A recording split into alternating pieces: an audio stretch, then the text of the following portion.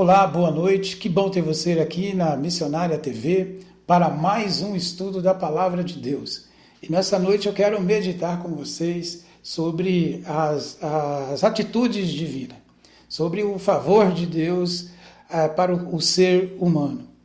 Olha, eu quero começar lendo uma palavra muito interessante de John Wesley em um dos seus sermões, onde ele diz assim: louva os teus queridos atributos, que todos podem provar, a glória de tua graça abundante, teu amor universal. Uma das palavras ditas por John Wesley em um dos seus sermões. Olha, a Bíblia é clara, em Gênesis capítulo 1, diz que no princípio criou Deus, ou seja, a Bíblia afirma uma verdade absoluta, a verdade de que Deus, ele é. Ou seja, Deus existe, Ele é, e Ele é o Criador e sustentador de tudo que existe, Deus. E é isso que Ele responde a Moisés, em Êxodo capítulo 3, versículo 14, que você pode confirmar aí na sua Bíblia, quando Deus diz para ele que eu sou, ou seja, eu sou o Eterno, de modo que a eternidade para ele, para Deus, a eternidade para Deus é um agora, ou seja, Deus, ele já vê a obra pronta. Deus, como é que Deus ele não está limitado igual a nós, ao passado, ao presente, ao futuro? Não, Deus já vê a obra pronta. Deus é como se ele estivesse vendo um desfile, o início e o fim desse desfile de uma vez. Enfim, todos os movimentos ali de uma vez. Então, Deus, ele é eterno, e a eternidade para ele é um agora. E este Deus todo-poderoso, este Deus eterno, criador de tudo que existe, sustentador, governador de tudo que existe, esse Deus, ele é transcendente, ou seja, ele está acima da criação, não limitado a ela pelo espaço e pelo tempo. É um Deus que está além da nossa compreensão. Até no decorrer da história diz que é impossível conhecer a Deus, é impossível conhecer a divindade, porque ele é transcendente. Agora, esse Deus todo-poderoso, criador de todas as coisas, além de transcendente, ele também é imanente, ou seja, ele é um Deus pessoal. Olha, a prova disso na palavra de Deus, de que ele é transcendente, é em Romanos capítulo 11, versículo 33 a 36, onde Paulo, numa adoração a respeito da pessoa de Deus, ele faz ali essa menção de um conhecimento que está além da nossa compreensão, de algo que é glorioso, de algo que está muito além do que nós possamos compreender ou entender, de um conhecimento profundo. Então isso é a transcendência de Deus. Já o profeta Jeremias afirma em Jeremias capítulo 23, versículo 23 a 24, acerca da imanência de Deus, ou seja, que Deus ele ocupa todos os lugares. É o Deus que está em todos os lugares, não tem como fugir dele. Ele é um Deus que se relaciona, é um Deus que está aí junto com você em todos os lugares, em todos os momentos. Ele é um Deus imanente. E este Deus todo-poderoso, esse Deus eterno, criador, sustentador de tudo que existe, ele atua através de sua vontade diretiva. O que é a vontade diretiva? É que ele deseja penetra no coração do homem. E mesmo que este homem não goste, não deseje, ou não tenha planejado assim, ele por obediência, esse homem por obediência e por submissão segue exatamente aquilo que Deus quer. Por exemplo, eu vou dar um exemplo para você na Bíblia, e você pode conferir, é o chamado de Jeremias, é o que nós chamamos de chamado de Deus. O chamado de Abraão, mas o chamado de Jeremias é algo bem claro ali em Jeremias capítulo 1, versículo 5, onde Deus diz para ele, olha, desde o ventre da sua mãe eu te escolhi, ou seja, havia escolhido ele para aquele ofício, para aquela missão, ou seja, escolhido para exercer a função de profeta naquele momento, dado momento da história. Também em Gálatas capítulo 1, versículo 15, Paulo ele afirma também que desde o ventre da mãe ele foi ali escolhido, direcionado para Deus, para aquilo para o qual ele estava exercendo ali, que ele deixa bem claro em Gálatas capítulo 1, versículo 15. Este Deus ele atua também através da sua vontade permissiva, ou seja, Deus mesmo sabendo de tudo, mesmo sabendo como é o homem, como é o ser humano, Deus ele permitiu que a humanidade seguisse o seu fluxo. Mesmo na decisão que o homem teve, como a Bíblia deixa bem registrado lá em Gênesis capítulo 3, Deus ele permitiu que a humanidade seguisse o seu fluxo pelo seu imensurável amor. Então você pode estar se perguntando, poxa, diante de tudo isso que está acontecendo, que acontece no mundo de mal, enfim, Deus está por detrás de tudo isso. Olha, eu quero dizer que Deus, ele permitiu, dentro da vontade permissiva de Deus, ele permitiu que a humanidade seguisse o seu curso.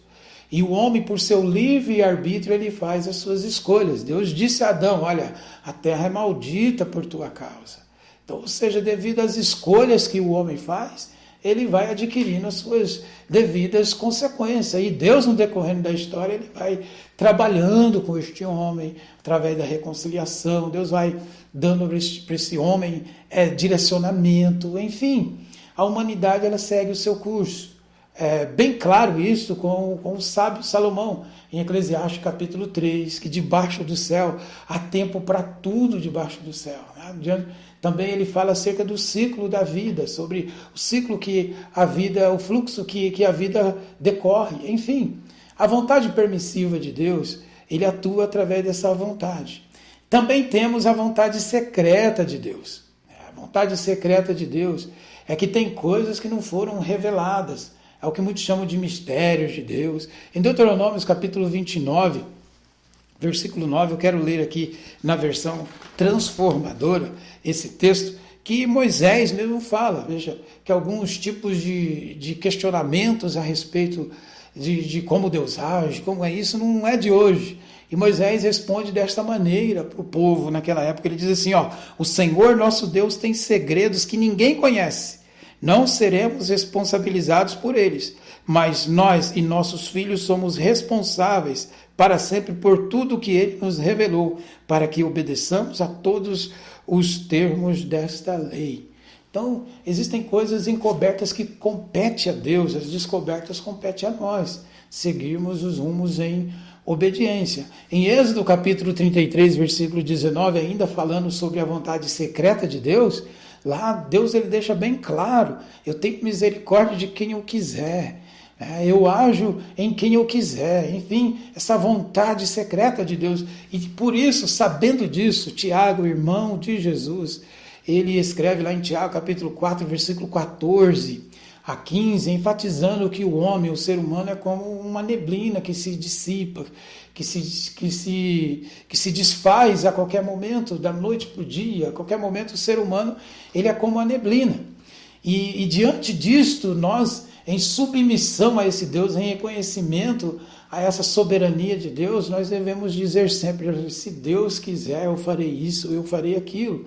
É com essa ideia, nessa dimensão, que os homens de Deus viviam, sabendo disto, sabendo da vontade diretiva de Deus, sabendo da vontade permissiva de Deus e também da vontade secreta de Deus.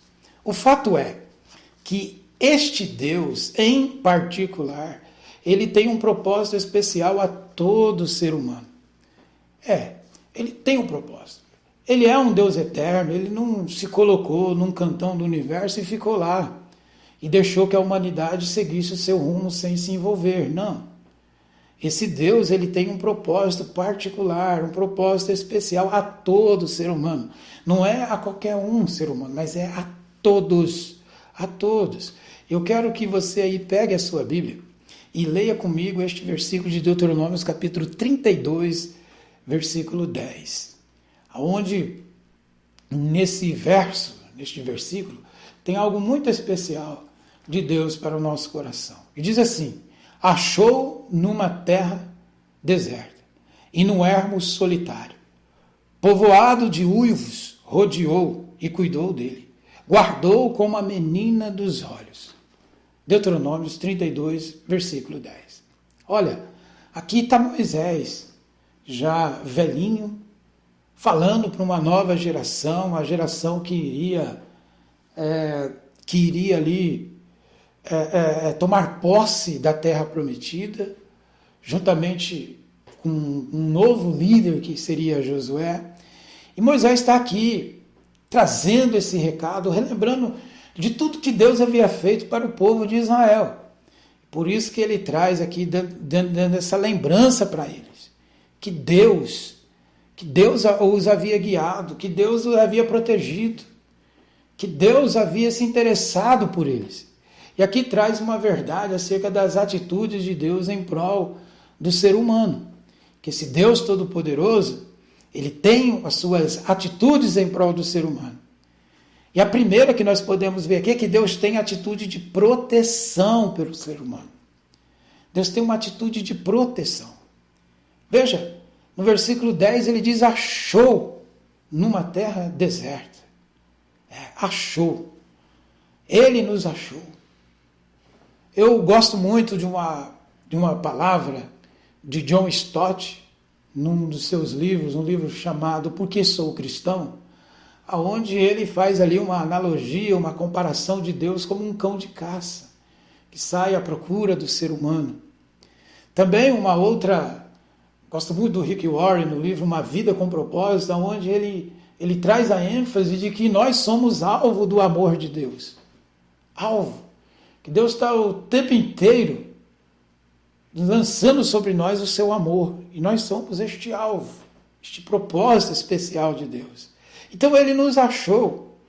Ou seja, Deus ele sempre buscou se revelar ao homem.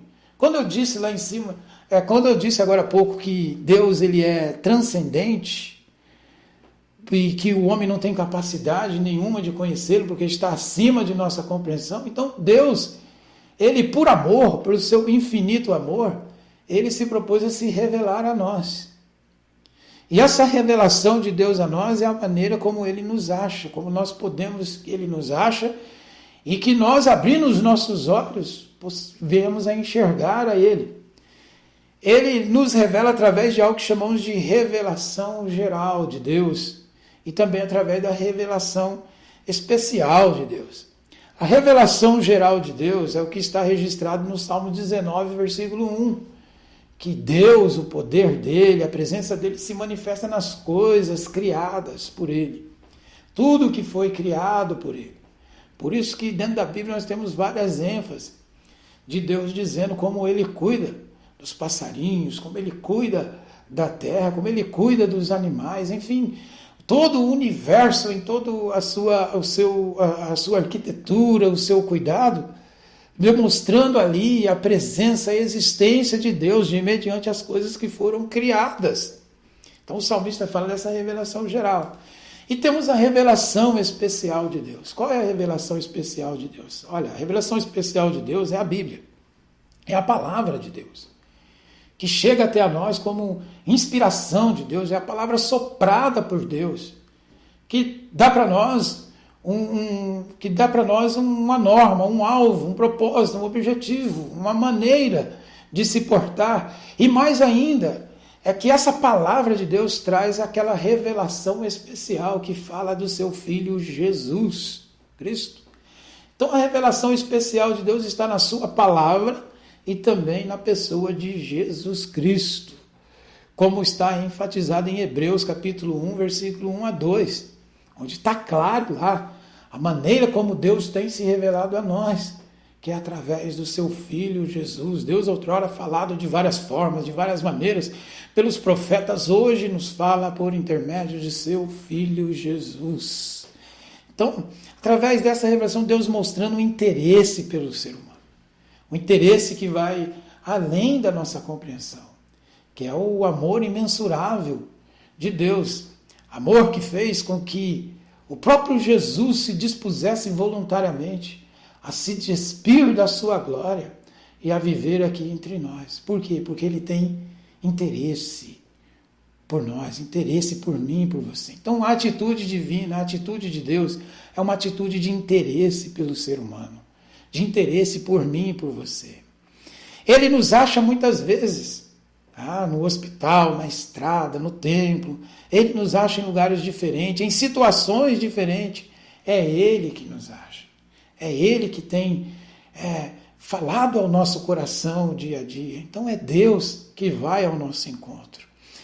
A segunda atitude de Deus que podemos ver aqui no texto lido, no versículo lido de Deuteronômio 32, 10, é de proteção. Deus tem atitude de proteção pelo ser humano.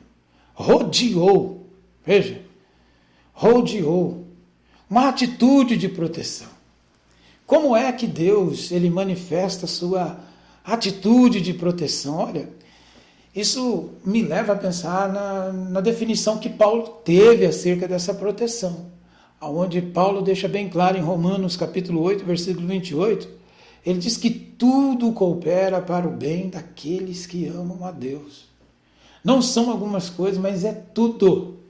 Às vezes tem circunstâncias na nossa vida que nós não compreendemos, mas aquela circunstância é uma proteção divina, é uma proteção de Deus. Tudo coopera para o bem daqueles que amam a Deus. Tudo coopera. É tanto que o apóstolo Paulo, quando ele chega à compreensão do contentamento em Filipenses 4, ali dos versos 12 em diante, capítulo 4, versos 12 em diante, ele diz, olha, eu aprendi o segredo, o sentido de viver. Eu aprendi isto, tanto na fartura, como nas perdas, como nos momentos escassos, como nos momentos de paz, como também nos momentos de perseguição. E aí ele diz, olha, tudo posso naquele que me fortalece. Por quê? Porque ele tem essa dimensão do cuidado, da proteção de Deus. Deus ele está ao nosso redor, ao meu redor. Deus sempre está, ao meu redor Deus sempre está, para ajudar, para estar constantemente direcionando. Tudo coopera para o bem daqueles que amam a Deus. Isto é proteção, rodeou. Deus também ele tem, em terceiro lugar, a atitude de cuidado pelo ser humano. Moisés ele faz essa declaração lá no verso 10, ainda de Deuteronômio capítulo 32, cuidou dele. Veja, ele enfatizando para o povo, olha, Deus achou, rodeou e cuidou. Aqui entra a questão do cuidado de Deus. A atitude divina desse Deus poderoso, desse Deus transcendente e imanente, é de cuidado, de um cuidado divino que vai além mesmo da nossa compreensão, do cuidado de Deus. E o apóstolo Pedro, ele faz essa declaração, sabendo disso, escrevendo a uma igreja que estava sendo perseguida cruelmente naquele período, naquele contexto. O apóstolo Pedro ele faz essa declaração para que aquele povo, e hoje fala para mim e para você, humilhai-vos, pois, perante a potente mão de Deus, para que ele, no seu tempo certo, vos exalte, porque ele tem cuidado de vós. Isso em 1 Pedro 5, versículos 6 a 7. Ele tem cuidado de vós. Deus é um Deus que cuida da gente. É um Deus que tem um cuidado todo especial, que é um cuidado de uma convicção real, de uma convicção verdadeira que bate em nosso coração. Por isso devemos nos humilhar perante esse Deus, reconhecer nossa total dependência dele em qualquer circunstância, em qualquer momento da vida, principalmente nesse momento que nós estamos vivendo agora. É o momento de nos humilharmos. Humilharmos é o quê? É aprender dele, é reconhecer a soberania dele, é reconhecer a nossa impotência e reconhecer nossa total dependência dele. E saber que ele tem cuidado de nós, né? E, por fim, em quarto lugar, Deus tem a atitude de guardar o ser humano. A atitude divina é de guardar. Veja que Moisés ele falou algo aqui muito importante. No versículo 10, ele diz, guardou como a menina dos olhos. Veja a importância que o povo de Israel tem para Deus, a importância que eu tenho para Deus, a importância que você tem para Deus. Como a menina dos olhos. Nós temos aqui a menina dos olhos. Então, qualquer coisa que vem aqui já existe um sistema de proteção do nosso próprio corpo, para que não atinja os nossos olhos. Assim, Deus ele nos protege, né? Como a menina dos olhos. E quando eu vejo essa questão de cuidado, de Deus guardar, eu vejo aqui o que o salmista declarou lá no Salmo 121, versículo 8, aonde o salmista, depois de contemplar e reconhecer que o único socorro que ele poderia ter no momento difícil ao qual ele estava vivendo, provinha do Deus Criador do céu e da terra, e que esse Deus iria guardar a entrada e a saída, de que Deus iria guardá-lo em tudo que ele fosse fazer. Aqui eu vejo o investimento de Deus. Ele guardará o início, ele também guardará o final. Ele guardará a tua entrada e a tua saída. Então aqui nós vemos Deus nos guardando. Outra coisa que Deus nos guarda do maligno. O próprio Jesus, ao fazer a oração do Pai Nosso, lá em Mateus 6,13, ele diz: livrai-nos do mal. E aqui a versão original dessa parte, desse trecho, é que ele nos guarda do maligno. A versão NVI espanhola que fala que ele nos guarda do maligno. Que ele nos guarda do maligno. Veja, existe um inimigo feroz, existe um acusador. E como o pastor Jacó bem enfatizou na mensagem que ouvimos no domingo, ele é o Deus que ele nos defende contra o maligno, contra esses ataques do maligno. E aqui eu relembro de uma passagem que você pode ver aí na tua casa, de Zacarias capítulo 3, onde bem ali no início o sacerdote Josué está, de certa forma, sendo oprimido por um demônio. Então o anjo do Senhor, que é a prefiguração de Jesus no Antigo Testamento, a manifestação de Jesus no Antigo Testamento, o repreende, demonstrando ali que Deus é o Deus que defende, é o Deus que nos defende. Ele repreende o maligno e dá para Josué uma nova chance de recomeçar, de recomeçar o seu ofício, porque esse Deus, ele nos guarda, Também o apóstolo João, ele deixa bem claro que aqueles que são de Deus, o maligno não os toca. Isso lá, primeira carta de João, capítulo 5, versículos 18 a 19. Então, enfim, Deus, ele é o Deus que nos guarda. Atitudes divinas. Deus tem atitude de interesse, atitude de proteção, atitude de cuidado e atitude de nos guardar. São atitudes divinas que esse Deus de amor, em sua infinita soberania, é um Deus que está no controle de tudo. Deus não perdeu o controle, ele tem essas atitudes preciosas para mim e para você. E aqui eu quero encerrar lendo uma passagem bíblica, lá em Jó capítulo 22, eu quero ler aqui na versão transformadora. Em Jó capítulo 22, ele faz que um dos personagens ali retratado na Bíblia, que tinha até uns pensamentos equivocados a respeito de como é a vida, de como é Deus, alguns pensamentos equivocados. Mas mesmo assim ele faz uma declaração que é verdadeira. Ele diz assim, o verso 21 a 22, de Jó capítulo 22, diz assim: sujeitem-se a Deus e terá paz. Então as coisas lhe irão bem. Ouça as instruções de Deus e guarde-as no coração. Então, Deus, ele se revela a nós com essa intenção especial de nos dar paz, de trazer paz. Sujeitem-se a Deus e terá paz. Esta é uma verdade. Existe uma paz verdadeira que só Jesus pode dar, que o mundo não pode dar.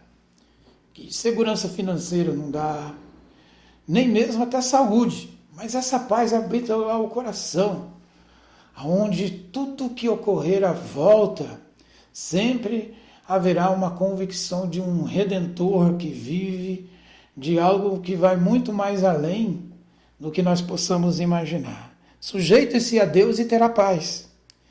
Então as coisas lhe irão bem. Ou seja, Deus vai estar à frente. Não estou falando aqui de prosperidade no sentido de bens materiais. Estou falando aqui de prosperidade de paz na alma, de prosperidade de felicidade, de uma convicção real, de um não desespero, mas de uma confiança real nessa pessoa de Deus. E ouça as instruções de Deus. Desse Deus que se revela, desse Deus que tem interesse, desse Deus que protege, desse Deus que tem o cuidado, desse Deus que guarda. Então, siga as orientações desse Deus. E aqui, irmãos, diante de tudo isso, tem uma convicção real que saber disto, entender isto, que um Deus todo-poderoso que existe, que tem cuidado de nós e que governa, que não perdeu o controle, nos leva a viver em paz. E principalmente algo que está no meu coração desde os 9 anos, desde criança, quando eu me converti ao Senhor Jesus. Uma convicção que está no meu coração e que me consola. Que está enfatizado em Apocalipse, capítulo 21, versículo 4. Que chegará um dia em que Deus irá enxugar dos nossos olhos toda lágrima. E lá não mais haverá morte, nem dor, porque as coisas antigas já se passaram. Só haverá a presença preciosa de Deus. Este lugar é o céu. E eu acredito nisto. Por isso, neste mundo, nós só temos uma convicção em saber que nós servimos a um Deus que se interessa por nós. Um Deus que nos ama, um Deus que dentro do seu amor, dentro da sua vontade permissiva, especial, permitiu que nós vivêssemos, pois cada dia nessa terra, cada dia nessa existência é misericórdia de Deus. Por isso temos que entender isso. E a nossa vida aqui nessa existência, ela tem um prazo. Pode ser daqui 2 minutos, ou pode ser daqui 1 ano, ou pode ser daqui a 70 anos. Não se sabe.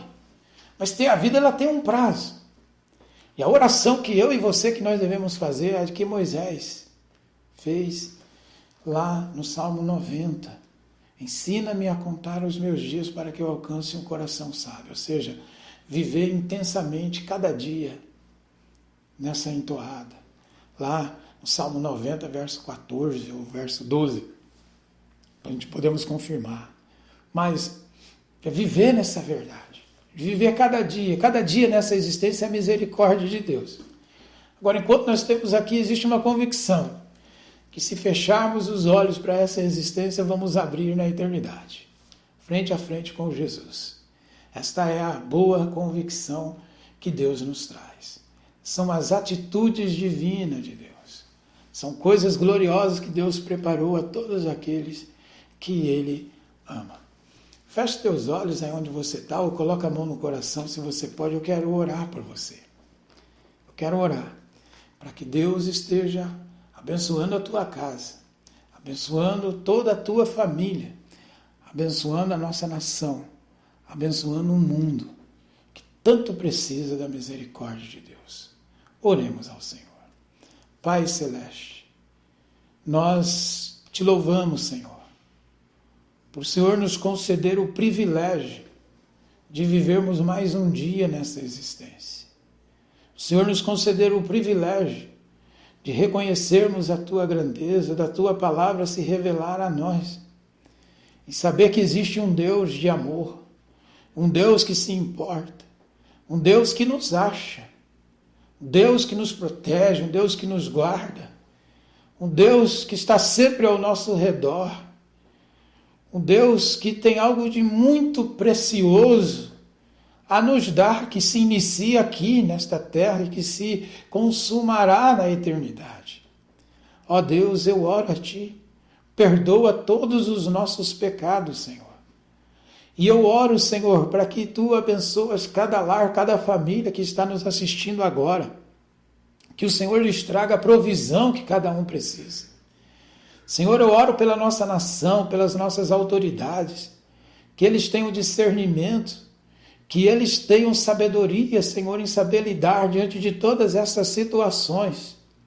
Pai, eu oro pelos profissionais da saúde que estão ali na linha de frente.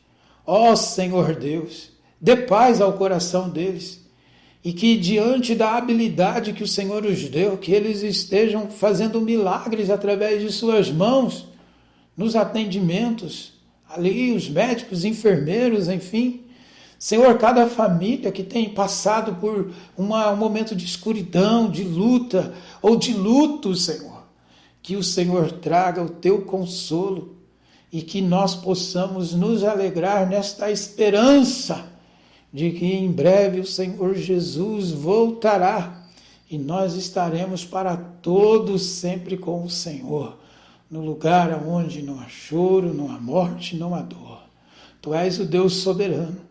A nós só cabe uma postura: obedecer a Ti, adorar a Ti, reconhecer nossa fragilidade e saber que Tu és soberano e que Tu és o Deus que se importa conosco. Obrigado pelo Teu amor. Amém e amém. Olha, você pode também aí no link abaixo, você pode também estar compartilhando esse estudo com outros, também revendo, assistindo e tendo também esse estudo aí juntamente com você. Nossos cultos aí, às quarta-feiras, às 14 horas, quinta-feira às 19 horas e domingo às 10 horas da manhã, o nosso culto online. Compartilhe, adore ao Senhor e Deus te abençoe grandemente. Fica na paz, valeu, tchau.